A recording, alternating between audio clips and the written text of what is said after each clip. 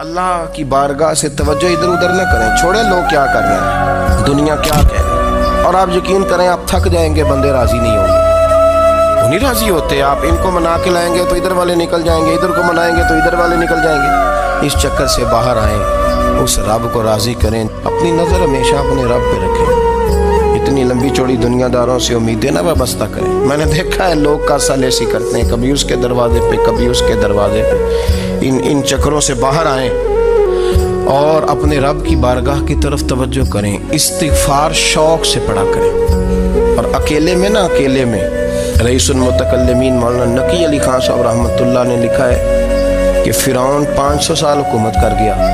فرماتے اصل وجہ یہ تھی کہ دنیا جب سو جاتی تھی نا تو اوپر چادر لے کے تو مصلے پہ بیٹھ جاتا تھا اور ہاتھ باندھ کے کہتا تھا رب تو ہی ہے، میرا پردہ نہ کھولنا، مالک تو ہی ہے، کرم نوازی کرنا، میری پکڑ نہ کرنا۔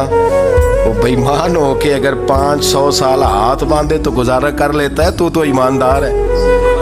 پر مسئلہ یہ ہے کہ تو رات کو بکل مار کے ہاتھ نہیں نہ باندھتا، تو محنت نہیں کرتا، تو استغفار نہیں کرتا۔ توبہ کریں تو بچے رہیں۔ وہ اتنی لمبی حکومت کر گیا چونکہ رات کو کہتا تھا مالک رب تو ہی ہے، لیکن مہربانی فرما میری پکڑ نہ فرمایا تو اللہ نے تو اس کو مہلت دے دی۔ کافروں کو آج بھی مہلت دی ہوئی نہیں رب نے۔